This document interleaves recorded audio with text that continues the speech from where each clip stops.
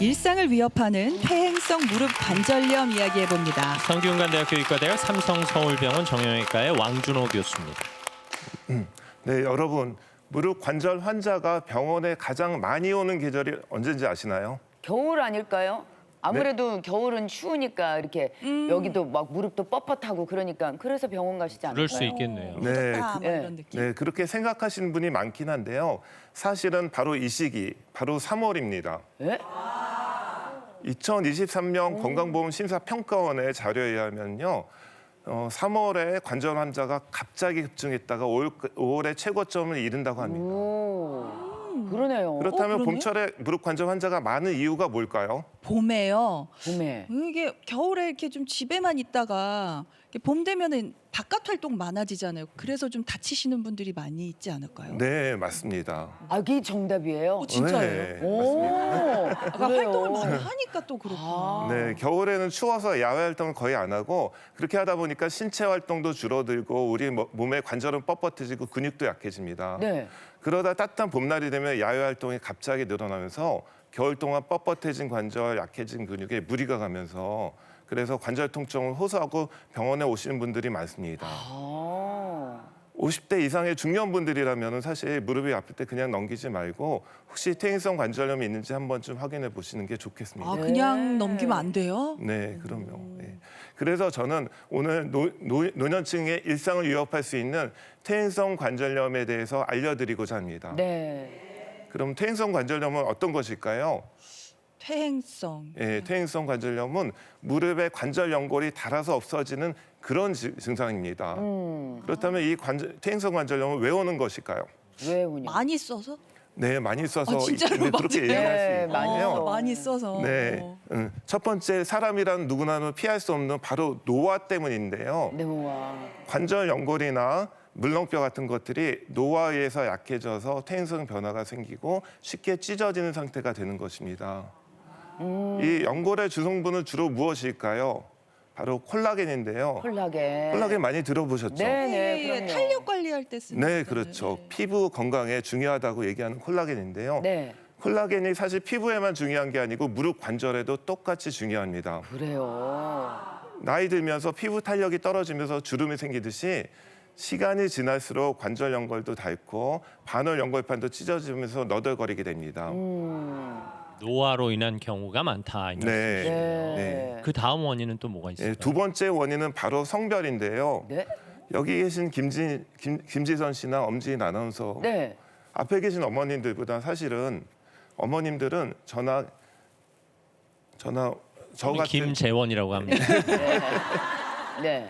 저나 김재원 아나운서보다 관절염에 걸릴 확률이 훨씬 더 높습니다. 여자들이 더 높은. 네. 아니, 우리가 뭘 거죠? 잘못했다고 저희가 더 어머. 걸릴 확률이 높다는 거예요. 그러게요. 안타깝네요. 왜요? 이유가 뭔데요? 네, 2023년 네. 건강보험 심사평가원의 자료에 의하면 68%가 여자라고 그래서 사실 3명 중 2명이 여자인데요. 아, 그 원인은 질문하셨다시피 왜 그럴까요?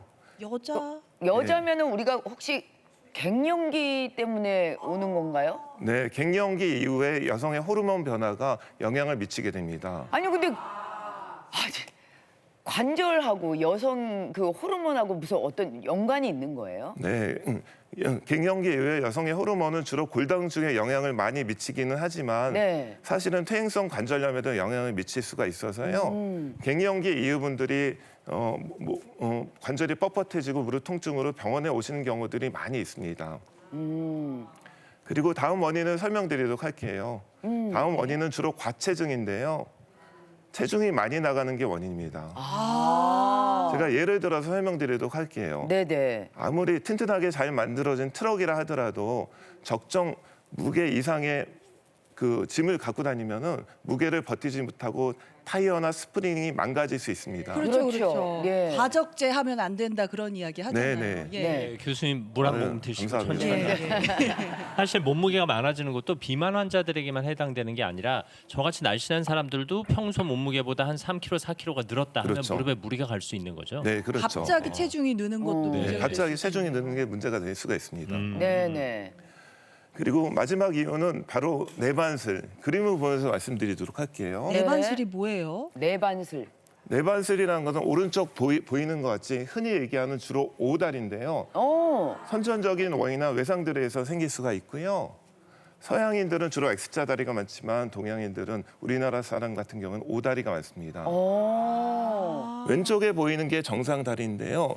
고관절과 무릎과 발목이 일치하고 있죠. 일자로 딱 뻗었네요. 네, 저런 일자 다리라 하더라도 체중의 60%는 무릎 안쪽에 전달됩니다.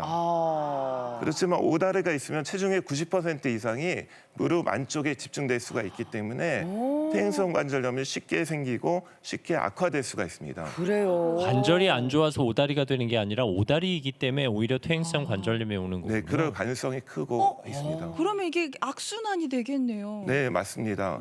퇴행성 관절염이 있는 사람이 오다리가 있으면 쉽게 악화될 수가 있고 오다리가 악화되면 퇴행성 관절염도 다시 심해질 수 있는 그런 악순환의 꼴에 빠질 수가 있습니다. 그래요. 아니 그러면은 그 하루 빨리 제대로 알고 좀 치료를 해야겠네요. 네, 아는 만큼 더 잘 관리할 수가 있기 때문에 네. 예, 잘 관리하는 게 중요하겠습니다. 이런 다양한 원인으로 퇴행성 관절염으로 병원에 오시는 분들이 많은데요.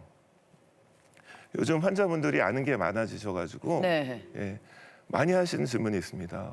어떤 질문 많이 하세요? 예, 그 질문은 저는 관절염 몇 기인가요? 이런 것들을 많이 물어보십니다. 오자마자 아. 선생님 저는 관절염 몇 기인가요? 진행 따라서 단계가 있나 보죠. 네, 관절염의 진행 단계에 따라서 네. 1단계에서 4단계까지 이렇게 나누기도 합니다. 즉서 저희가 얼핏 봐선 잘 모르겠네요. 네, 엑스레이 보고 단계를 나누긴 하는데요.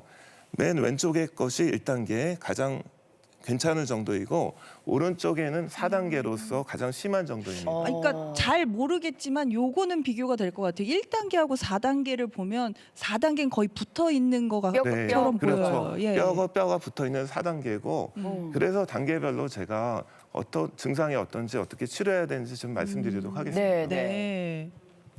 네. 먼저 1단계는 관절염이 있는 듯하기도 하고 없는 듯하기도 한 단계가 바로 1단계입니다. 네. 이런 단계에는 무릎이 시큰거릴 수가 있고 미세한 통증도 있고 좀 붓기가 있을 수도 있습니다. 그렇지만 최근에 반월 연골판이 찢어지거나 관절 연골이 떨어진 경우에는 무릎이 많이 붓고 아픈 증상이 두세 달 갈 수 있습니다. 그렇지만 대부분의 경우 물리치료, 약물치료로 좋아지는 경우가 많습니다. 네. 운동 치료만으로도 가능하군요. 네. 네. 물리치료랑 운동만 해도 좋아지는 1단계. 네, 그다음에 2단계를 설명드리도록 할게요. 네. 2단계는 관절 간격이 1단계보다 많이 좁아지긴 했는데 네. 엑스레이상에서는 그래도 아주 심하지는 않지만 명확하게 관절 간격이 좁아지고 뼈 가시인 골격도 생긴 게 지금 관찰될 수 있습니다. 뼈에 가시. 가시가 생겨요. 네, 뼈 끝이 살짝 자라나는 그런 것들이 엑스레이상 그래요? 관찰되는데요. 1단계보다 훨씬 더 심하고 무릎에 차는 경우도 있습니다. 물이 차는 경우가 그렇구나. 아무래도 약물 치료가 필요하겠고. 예, 약물 치료하고 운동 치료하고 이런 치료가 필요할 수 있고요. 네. 여기서 좀 더 진행되면 3단계가 되는데요. 3단계가 되면 명확하게 관절 간격도 좁아져 있고 골격도 네. 많이 자라 있습니다. 이 정도 되면 뼈끼리 맞닿아서 통증도 아주 심할 수가 있습니다. 예, 얼마나 얼마나 예, 아플까요? 막 생각만 해도 지금 무릎이 시린 것 같은데. 네. 네, 이 정도 되면 좀 더 적극적인 치료가 필요한데요. 네. 염증을 가라앉혀서 통증을 조정할 수 있는 소염전통제를 사용하기도 하고요. 통증의 정도가 심하면은 중추신경계에 직접 작용하는 진통제를 사용할 수도 있고 네. 만성화되면은 통증이 생길 수가 있기 때문에 신경계에 작용하는 통증 약물을 사용하기도 합니다. 교수님 물 한 모금 드시고요. 네. 이제 네. 앞서 말씀하신 대로 1단계부터 4단계까지 있는데 1단계는 약간 경미한 무릎 통증 하지만 운동 치료로만 가능하다. 물리치료와 운동. 2단계는 통증이 심화되고 무릎에 물이 차기도 한다. 네. 이제 약물 치료 반드시 동반돼야 되고 경우에 따라서는 수술 치료까지 가고 일단은 체중 조절을 시도하셔야 된다는 네. 얘기입니다. 아까 김재원 아나운서님께서 말씀하셨던 것처럼 사실 과체중이면 체중을 줄이는 게 중요한데요. 네. 예를 들어서 체중의 7%, 약 5kg만 줄이더라도 관절염 진행 속도를 늦출 수도 있고 또 통증도 절반 이하로 줄일 수가 있습니다. 이때 오다리가 있다면 사실은 근위 경골 절거술이라고 오다리 교정하는 수술을 동시에 해주는 것이 흔히 좋은데요. 뭐 오다리 교정술이라고 하는 건가 봐요. 네, 이런 것들은 통증을 줄여줄 뿐만 아니라 퇴행성 관절염의 진행 속도를 늘려서 인공관절을 늦추거나 또는 피할 수 있는 수술이 될 수도 있습니다. 이제 4단계 남아 있어요. 네, 4단계는 관절염이 아주 많이 진행돼서 뼈끼리 완전히 붙은 상태입니다. 얼마나 걸으시기 아플까? 정말 힘드시겠다. 저 정도면. 네, 이런 경우에는 통증에 의해서 보행 장애도 많이 있고 누워 있거나 쉴 때도 아플 수가 있기 때문에 일상생활에 그래요. 지장이 많고요. 이런 통증으로 일상생활에 지장이 많은 경우에는 사실 일반적인 치료, 약물 치료로는 잘 관리가 안 되기 때문에 네. 수술적 치료가 필요할 수도 있습니다. 그래요. 수술을 하면은 뭐 혹시 뭐 인공관절까지도 생각을 해야 되는 건가요? 네, 인공관절을 해야 되는 경우들이 대부분의 경우요 있고요. 사실 통증의 조절이 웬만큼 되시는 분들은 좀 버틸 수는 있지만 사실은 통증이 심해서 생활의 질이 많이 떨어진 분들은 인공관절을 빨리 하셔야 되는데 사실 막연한 두려움, 그다음에 수술을 무조건 늦게 해야 된다는 그런 편견 때문에 맞아요. 수술을 안 받는 분들이 많이 이게 계시더라고요. 인공관절이 뭐 이렇게 기한이 있다 그런 얘기 네. 때문에 최대한 늦춰야 된다 그런 이야기 많이 들었어요. 네, 사실 60세보다 젊으신 분들은 늦게 하시는 게 좋지만 사실 60세 이상이면서 관절염 4단계이신 분들, 네. 65세 이상의 3단계이신 분들은 삶의 질이 떨어졌다면 인공관절 수술을 얼른 받고 운동을 열심히 하시는 게 좋습니다. 근데 선생님, 저는 인공관절 수술을 하면 아무래도 이게 물건을 자꾸 쓰면은 안 좋잖아요. 그래서 왠지 운동을 안 하고 가만 놔두는 게 오래 쓸 수 있을 거라는 생각에 운동을 안 하는 게 더 좋지 않을까 생각이 드는데 어때요? 네, 그러신 분들이 많은데요. 네네. 무릎이 아프니까 잘 조심해서 써야지 움직이지 말자. 수술했으니까 조심해야지 이런 네네. 분들이 많이 계십니다. 그렇지만 이렇게 운동을 안 하게 되면은 관절 건강을 더 나쁘게 하는 지름길이 될 수 있어요. 그래요. 운동을 더 해야 되는구나. 네, 이게 근육이 빠지고 관절이 뻣뻣해질 수가 있기 때문에 네. 결국은 운동을 못해서 체중이 늘어서 당뇨나 고혈압 같은 그런 대사증후군이 생길 수가 있고요.